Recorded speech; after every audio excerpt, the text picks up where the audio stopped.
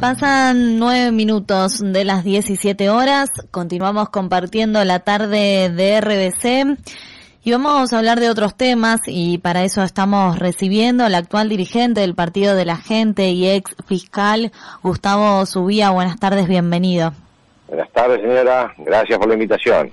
Es un placer escucharlo en esta tarde, que lamentablemente no es por buenas noticias, porque bueno, en el día de hoy conocíamos, ya en la tarde de ayer en realidad, que bueno, que tuvo la visita de los amigos de lo ajeno en su casa acá en Playa Verde. Cuéntenos un poco cómo fue, qué sucedió allí. Sí, yo en Playa Verde es una casa familiar, hace 50 años, pero más o menos que vengo todos los veranos a Playa Verde y a Piriápolis. Y en la casa, efectivamente, mi hijo ayer abre y se encontró con destrozos, todo revuelto, y habían hurtado básicamente algunas cosas eléctricas, y un arco, una caña de pescar, creo que también fue, radios, unos otros aparatos eléctricos, vajilla, bueno, el hurto de las cosas que se seleccionan, y sobre todo la rotura de algunos placares y ventanas. Bueno, más de lo mismo, diríamos, porque hoy estamos todos en el bolillero para salir y ayer me tocó salir a mí. Así han salido miles de uruguayos y en delitos peores, así que es más de lo mismo, y lamentando, no el aspecto personal, que por supuesto a uno lo molesta, le da una cierta impotencia y bronca estar sometido a esto, porque en el verano también a un vecino le habían entrado y mis hijos actuaron para detener a la persona. El año pasado a mí me robaron en el vehículo. Bueno, somos muchos los que estamos en las estadísticas. Lo lamentable es que no haya voluntad para modificar esto. Ahí está la parte que duele, porque cuando se intenta hacer las cosas y no se puede, bueno, uno dice paciencia. Pero hoy no se está intentando, no se hacen reformas, y peor todavía, las reformas que uno se enteró ayer, que en el plenario del Frente Amplio se están proponiendo, de que no consten los antecedentes de los menores infractores, o que no haya prisión preventiva, realmente es una locura. La calificación que hago es de una locura, porque no aguantamos más, y encima es abrir más la puerta todavía para que sigan entrando, es realmente demencial. Bueno, así que la instancia personal se supera, la instancia del país esa es la que duele.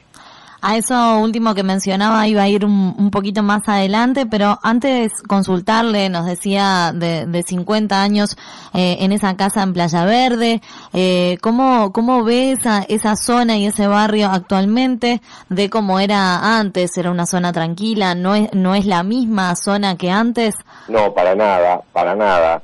En verano el tema es el hurto al turista en cuanto llega. Generalmente la mecánica es a las 3-4 horas que llegó el turista, que sale corriendo para la playa. En ese momento ya lo visitan y ya le arruinan la temporada. Y en invierno las casas de los que somos ya habitué, que en verano tomamos las precauciones, pero en invierno las casas están solas. Y ayer hablé con 2 o 3 vecinos de Playa Verde que me llamaron para decirme que a ellos también les habían entrado, y ya tenía esa información de cantidad de fincas siniestradas. Lo único que recomiendo es hay que hacer la denuncia, aunque sirve de muy poco en este momento hacer la denuncia. Hay que hacerla porque solo de los delitos que se denuncian hay estadísticas, y cuando las estadísticas crecen como han crecido brutalmente, un 55% más de rapiñas del año pasado para y de homicidios del año pasado para y los hurtos también crecieron. Bueno, en la medida en que no se denuncia, eso no queda en las estadísticas y da la sensación de que la cosa no es tan grave como es. La cosa es mucho más grave de lo que suponemos, porque justamente las estadísticas llevan a que mucha gente, estos vecinos me decían, uno de ellos no había hecho denuncia en 2 oportunidades, el otro sí, pero entonces había un porcentaje de gente que no se denuncia que es muy grande. Hoy en el Uruguay se está esclareciendo, es decir, atrapando a las personas que cometen delito en un porcentaje de un 2,5%. Fíjese usted de las denuncias realizadas Ayer me comentaba este vecino que a él en 2 oportunidades le habían hecho hurtos y no había denunciado. Imagínense la cantidad de gente que no denuncia. Bueno, de los que denuncian se está atrapando el 2,5, es muy poquito. En otros países, como en España, por ejemplo, se esclarece el 30%.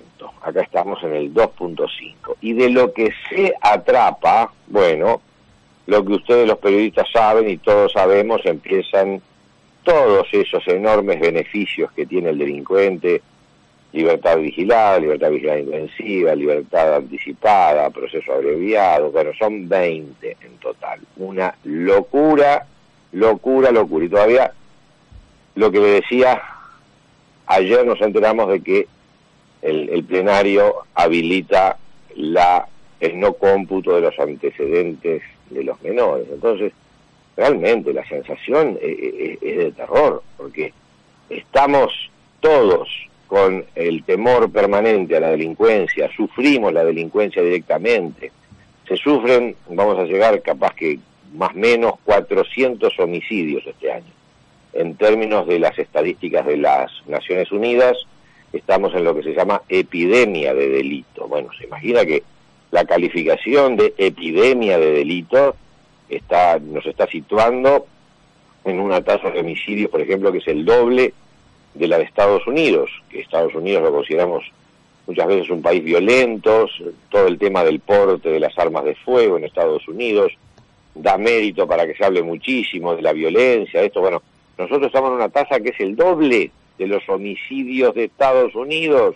El Uruguay, que puede controlarse perfectamente porque somos un país sin accidentes orográficos y con una población que perfectamente admite. Pero bueno, nos hemos descontrolado, hemos abierto las puertas, seguimos abriendo las puertas, y está. Lo que a mí me pasó ayer es una más, y la zona está brava, toda la zona de Piriápolis está compleja, y no hablemos Punta del Este, Maldonado en general. Donde uno vaya, estuve en Salto la semana esta que pasó, y terrible también, no se conocían hace casi 1 año y medio estos delitos de sangre, y ahora están apareciendo con una periodicidad enorme. Estamos en una situación muy compleja, muy compleja. Usted comentaba la zona de Piriápolis y nos llegan mensajes de oyentes señalando precisamente la zona de la terminal de ómnibus, que bueno, que se ve a veces ocupada de alguna manera por personas como que vinieron a vivir allí. Bueno, ¿cómo es esto? ¿Cómo se frena todos estos casos y bueno, y como usted decía, la repetición de hechos que se ven? Sí, ¿cómo se frena? Nosotros en el Partido de la Gente, que yo pasé a integrar, porque yo renuncié a la Fiscalía, no aguanté más. El sistema es una picadora de carne, pero picadora de fiscales, no picadora de delincuentes, y además una ignominia trabajar con este nuevo código que lo único que hace es permitir a los delincuentes que tengan ventaja. Yo renuncié, me fui a un partido político. Es desde la política desde donde se pueden modificar las cosas. Hay que modificar las reglas de juego. Creamos reglas de juego que dicen: tú si querés vas a trabajar, si no querés no vas a trabajar, si querés pagás la luz, si querés te colgás de la luz. Bueno, las reglas de juego que hemos creado son una locura, del punto de vista penal. De otros puntos de vista también, pero vamos a circunscribirnos ahora al punto de vista penal. Entonces, esas reglas de juego habilitan, imagínate tú, una escuela donde los niños, si quieren, llegan a las 8 de la mañana y si quieren llegan a las 10. Si quieren, llevan los deberes, si quieren, no llevan los deberes. Si quieren, escupen a la maestra, si no quieren, no escupen a la maestra. Bueno, esas son las reglas de juego que tenemos hoy y lo conoce todo el mundo. Nosotros en el Partido de la Gente, la semana pasada también presentamos 50 medidas para combatir la delincuencia. Además tiene que haber una gestión que hoy no hay a nivel policial, ni siquiera a nivel fiscal, una gestión coherente. Pero modificar, te tiro una de las 50, da para hablar horas y horas. Estamos proponiendo, por ejemplo, a nivel de lo que es la reducción de la condena, los poquitísimos que van presos, pero poquitísimos, yo diría que el 1,20%, esos poquititos que van presos tienen derecho a, cada 12 horas de estudio, descuentan 24 horas de condena. Fíjate tú que con esos descuentos brutales que le hemos dado a los delincuentes, para el delincuente ir a la cárcel es como era para mí ir a veranear a Playa Verde, es un ratito en el año que dejas de trabajar, un ratito en tu vida que vas a pasar en unas vacaciones, vas a estar un poco más tranquilo, engordás generalmente, bueno, en cárceles donde sabemos todos que es un infierno los establecimientos carcelarios, infiernos no para los delincuentes que siguen trabajando desde ahí, para el resto de individuos, que hay individuos que no son precisamente los habituales, que sufren enormemente cuando caen en una cárcel, porque hoy las cárceles están no en control del Estado. Hay una coparticipación entre los controles de los delincuentes y el Estado, que controla algo, sobre todo los perimetrales, pero después adentro de las cárceles pasa cualquier cosa. Son las noticias de los últimos días. Las personas se llegan a matar y a comer adentro de las cárceles para empezar. Y además tenés una cantidad de otros delitos que no se ven, que no aparecen a la luz. Entonces, es una locura todo, es una locura cómo trabaja la policía, es una locura cómo trabaja la fiscalía, es una locura cómo trabajan las cárceles, es una locura las reglas de juego que nos rigen. Hay otra normativa que habilita a que si llega a un acuerdo el indagado con el fiscal, hasta delitos de hasta 3 años de mínima, puede tener 8 años de máxima, brutales delitos, se llegan a acuerdos y el individuo no va a prisión, cumple medidas alternativas, se matan de la risa los delincuentes de las medidas alternativas. Hace poco en Rivera un vecino violaba en forma reiterada durante años, que abusó de una niña, menor de edad, por supuesto, una niña, y la sanción penal fue 1 año y medio preso y otro año y medio fuera de la cárcel con medidas nada más que restrictivas o alternativas. Si esas son las sanciones que tú le pones a un individuo que esa niña, su vida no es la misma, las dificultades que va a tener que abordar a lo largo de su vida por este abuso sexual no genera la misma calidad de vida, brutalmente. Y fíjate tú lo que son esas sanciones, son tan ridículas. Tenemos el caso de ese hombre que fue muy conocido, de un lavador de dinero, turco, que la sanción no tuvo ni un solo día de pena de prisión. Un acuerdo que se llegó, él devolvió parte del dinero, y con eso se fue para su casa con una medida domiciliaria. Bueno, cuando tenés medidas de ese tipo, realmente es por esta legislación que estamos teniendo, la cosa no camina, y por eso hay una sensación y una realidad a nivel de población que tú hablas con cualquier persona, y excepto que sea un dogmático de esos que quedan cada vez menos, pero que siguen soñando en el país de la utopía, y siguen soñando con seguirle dando derechos a los delincuentes, como estas últimas noticias de ayer, el resto de la gente con 2 dedos de frente dice, esto está terrible, y hay mucha gente que está yendo del país en este momento. Bueno, tenemos que cambiar, se puede, hay que cambiar políticamente esta realidad porque no da para más. Esa sensación de la que usted habla y describe, ¿por qué cree que el gobierno no coincide con lo que usted mencionaba?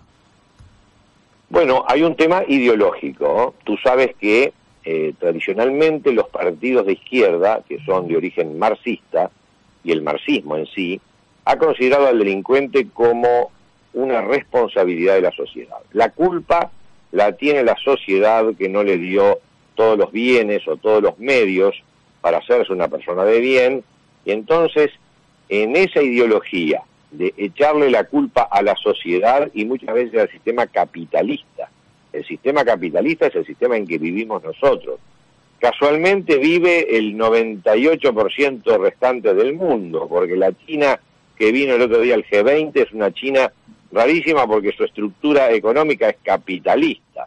Hoy en Cuba, que era un país comunista, se está pidiendo capitales que entren, las cadenas de hoteles son capitalistas, y desde nuestro país, a pesar de tener un gobierno progresista, se suplica que vengan capitales del mundo capitalista. Entonces, no entendés.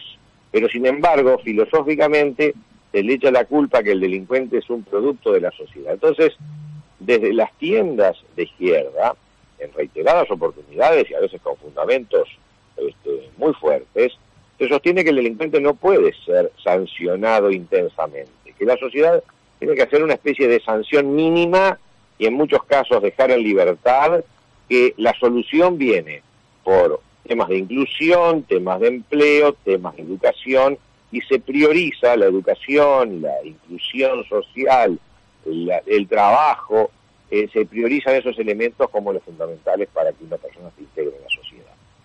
No está mal, por supuesto, y todos conocemos casos de personas que han nacido en familias muy marginadas o muy disfuncionales que generan una tendencia hacia el delito. Perfecto. Sucede que en familias muy adineradas y con profesionales y con títulos profesionales, las personas cometen delito igual. Entonces, el delito, y ahí viene el grave problema de enfoque de la ideología marxista, el delito no es solamente patrimonio de los desposeídos o que han tenido una infancia muy mala. En este país han habido banqueros, familias de banqueros que fueron sometidos a la justicia, procesados y condenados, y no eran personas que tuvieran la pancita vacía cuando niños. Estos ejemplos que te ponía de los abusadores sexuales, estos ejemplos que te ponía de los lavadores de dinero por millones de dólares, todo lo que viene de la vecina orilla y del propio territorio nacional, donde personas encumbradas en cargos gubernamentales han sido procesadas también por delitos de guante blanco. Por favor, entonces, no sigamos insistiendo en ciertos casos excepcionales para tratar de cimentar ahí toda la razón de ser de los delitos. Los delitos, o el delito, es inherente a la naturaleza humana. Todo ser humano, tú y yo, todos somos capaces de cometer el delito cuando vemos una oportunidad de ir más rápido donde otros van más lento. Bueno, entonces hay un problema filosófico que hoy incluso, o ayer quedó de manifiesto en el plenario del Frente, donde ganó la posición de quitar antecedentes a los menores y de que no vayan a prisión preventiva, es decir, son detenidos por un delito, los dejamos libres hasta que llegue la sentencia varios meses después, pero por favor, el que tiene un poquito de conocimiento de calle de este mundo, sabe que ciertos menores quedando libres, lo que van a hacer es seguir delinquiendo y seguir siendo utilizados o coparticipar con adultos en este Uruguay que nos están haciendo un infierno a los ciudadanos de trabajo. Entonces, locuras ideológicas y dogmáticas, y sin embargo parece que esos grupos tienen más fuerza en el frente para imponer su posición. Y yo me pregunto qué hace, porque conozco varios, y tengo amigos además, que pertenecen a esa fuerza política. Y estoy esta semana para empezarles a preguntar, pero ¿y desde dónde me justificás que ahora los antecedentes de los menores, cuando fueron planteados incluso por un gobierno de izquierda, de Mujica, y la prisión preventiva, cuando también fue planteada en aquel momento de los enormes crímenes que cometieron los menores infractores, me acuerdo del caso de la pasiva, que yo participé incluso en esos proyectos, ¿cómo me justificás ahora que viene tu fuerza política y dice, no, vamos a liberalizar más todavía? En pleno momento que estamos sufriendo el peor embate de la delincuencia, vamos a ser más liberales todavía, vamos a dar más beneficios a los chicos. Bueno, es una locura que es imposible de entender en este Uruguay, y no lo digo porque a mí me robaron ayer o anteayer, ayer lo descubrimos, bueno, en esta última semana, no lo digo por lo mío, estoy hablando porque yo hablo desde hace 15 años que estoy hablando de esta locura, porque hemos venido creciendo en la locura, y se puede controlar perfectamente cambiando estas horrendas reglas que nos están matando. Gustavo, nosotros queremos agradecerle este tiempo con RBC y además invitarlo cuando ande cerca en la zona, acá a los estudios de RBC para que nos visite y tenerlo también una tarde para poder charlar más extensamente con usted. Bueno, ahora a partir del 15 de diciembre, que me voy a llevar mis enseres de carpintería para arreglar los placares, las cerraduras en mi casa.